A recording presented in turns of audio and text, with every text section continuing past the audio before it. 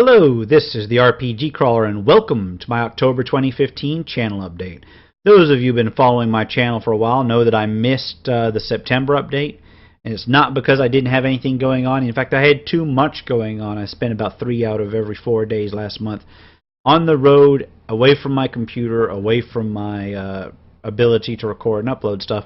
So I was spending every free time I had that I could devote to my channel to record content to post in during the week. I did not quite get the 1 per day thing. I believe that last month I mostly did 1 episode per weekday rather than the weekends, and just spent the weekends recording. It's all because I was pre-recording everything and popping it up while I was out of town. My business out of town has been concluded, so I'm hoping to get all the way up to the 1 per day, 1 episode per day thing, and maybe back towards the 2 per day thing. I would love to do that. But I'm working hard on it, and now I believe that I have the time. I'm saying that with the full knowledge that as soon as those words leave my lips, something will probably come up. But I'm going to aim for getting back up to the 2 a day issue. You know, I was impressed that I even got 1 every weekday done last month, because I spent a lot of time away from my computer on the road.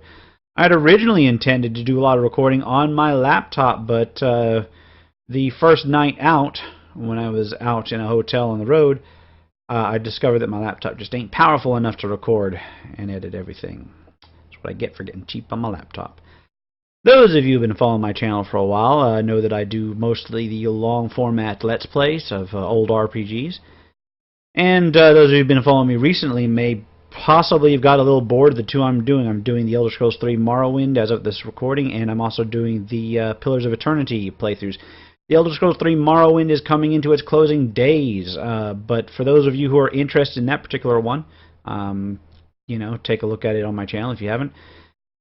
I am going to hold off on going after Daggothor. I know in the last episode I recorded, as of this recording, I said I would go there next. I'm going to hold off on that because I still have an entire expansion to get through, the Tribunal expansion.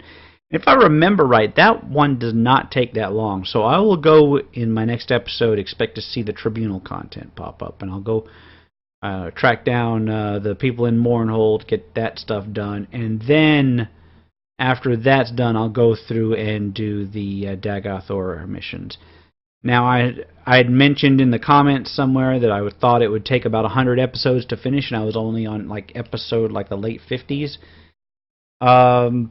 But I don't think it's going to take 100 episodes. I think I'm going to get it done within, I want to say about a dozen episodes, but it's probably going to be about a little bit more than that. So we're looking at about maybe 80 episodes total for the entire series, which is a little bit longer than I've done in the past, but I have broken these up a little bit more.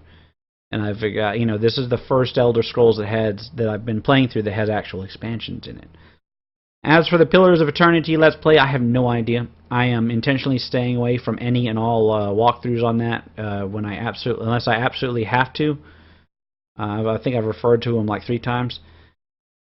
So I have no idea where I'm at on that. It could be, it could be a dozen episodes. It could be however many. I have no idea. So we'll let that one go along. But I know a bunch of people have been bored with it, so I'm going to try. As this upcoming month is going to let me have more time, I'm going to try to mix in some other stuff. I'm going to do some shorter Let's Plays. I want to do Paranormal Syndrome 2, some other horror, the horror RPG Maker type games, because those are a little fun, even though they're barely RPGs. I've just reinstalled Planescape Torment from the GOG.com. And I've got my widescreen mods up, and I've got my artwork for that. I'm going to try and do a live stream Let's Play of that one. I have no idea how well it's going to do. I may just do it as I have time, so expect to see some of those popping up. I don't know whether I'm going to be doing it on Twitch or YouTube. I may try both. I'll probably try YouTube first, see what that goes off on, then maybe Twitch after that. But I know I've never finished Planescape Torment. I've played through to, I think, the Modron maze. But it's a somewhat non-linear game, so that's probably giving nobody any clue. But I got to about there and then gave up, and that was many a year ago. So when I get back into it, expect to see a lot of confusion, and it's very storyline heavy. So expect to hear me talking a whole hell of a lot Now I've fallen behind, because I've had to pre-record everything. I have fallen behind on my news updates for general role-playing game news. Nothing's happening. No. Seriously. I heard Square Enix announced a whole lot of nice shit in the recent weeks. I got to be honest. I like some of the older Square Enix. I like some of the older Square games and the older Enix games, but I ain't too sure about the newer ones. JRPGs are not my cup of tea. I like the Dragon Quest series and Final Fantasy series. I don't know, but they announced a lot of stuff like that. You can look to other people for specifics on that. I had this whole spiel written up for it, and then I realized I just don't give a damn. I'm so sorry, but I just don't. In terms of Western RPGs, and at least on the CRPG side, I haven't really been following a lot of those either. And yeah, I know this makes me a terrible, terrible news source, but I don't think there's been a lot of major things things released in terms of the Western role-playing games. I know that Sword Coast Legends is coming out towards the end of this month, and I'm really looking forward to that. You can expect me to be on that just as soon as it comes out. I'm still, I get no early review copies because my channel ain't big enough for that shit. What I'm basically looking at is my decision is going to be whether the deluxe edition is going to be worth $20 more to basically get the Beholder, because there's nothing else in the deluxe edition that I particularly like. The Beholder is only in the deluxe edition. I'm trying to decide whether it's worth getting that over the basic. If you've got any more input, let me know. I know it comes with some more things. I know it's supposed to come with like the Lost Mines tile set and some extras, but I'm not big on the extras. When I was looking through them, the Beholder monster was the only thing that really caught my eye.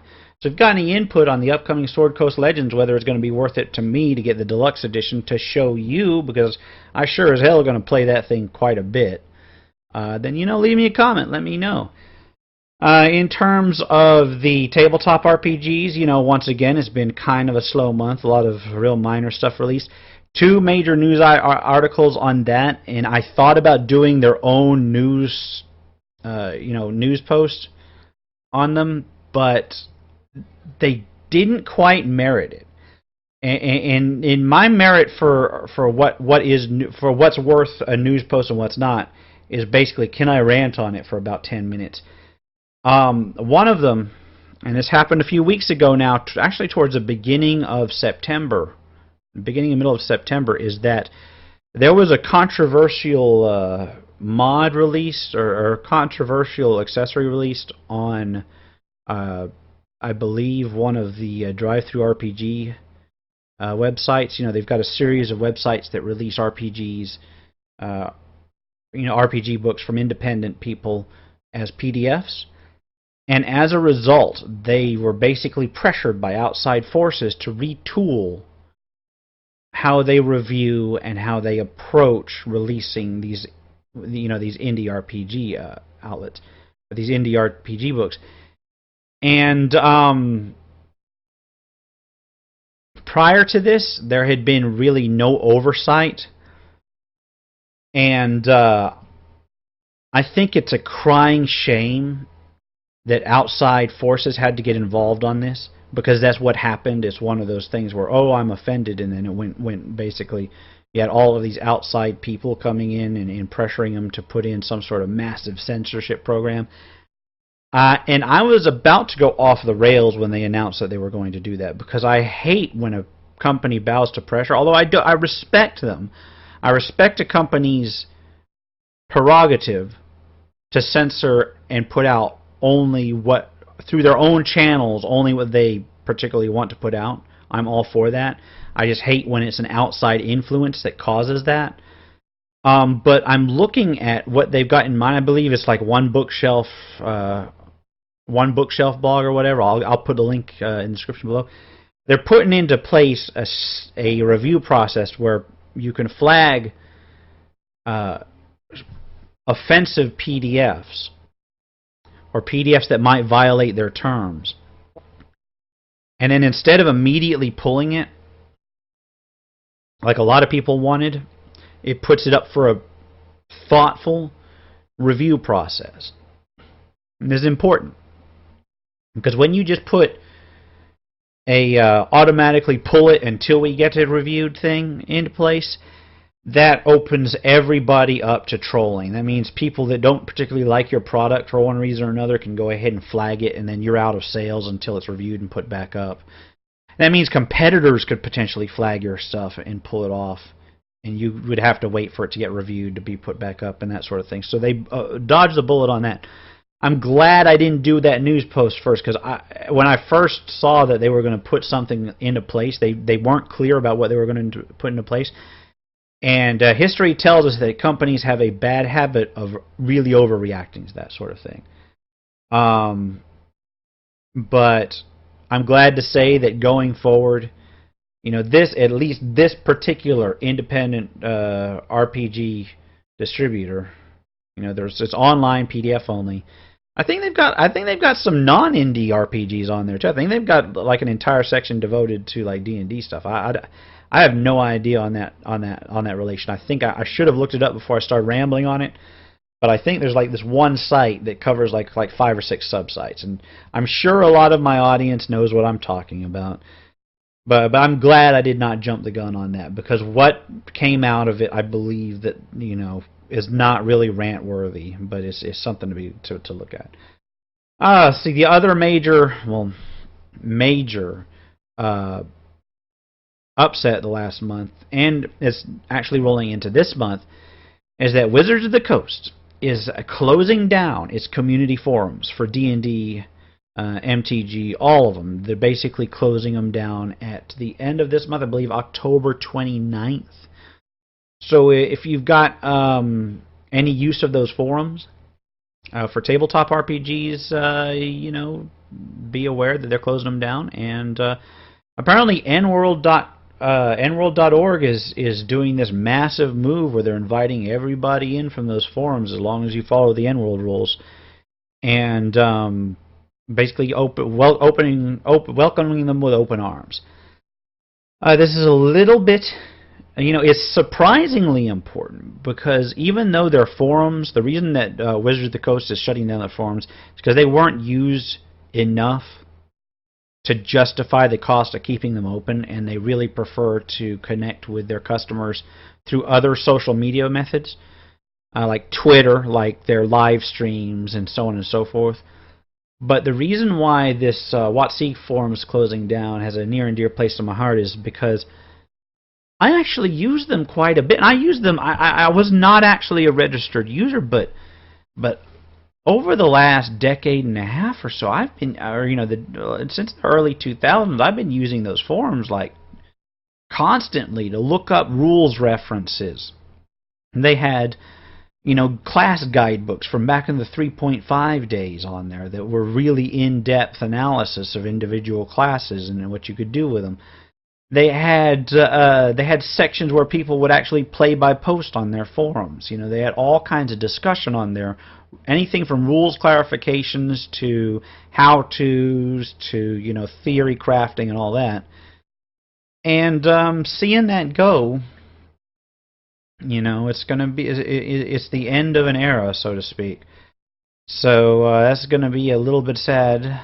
It doesn't really affect me that much, but it actually affects me, and I was not even a regular on their forums. I mean, it affects me because I'm not going to be able to look up some of the stuff that I might have looked up for 3.5 from back in the day, So I'm hoping a lot of that.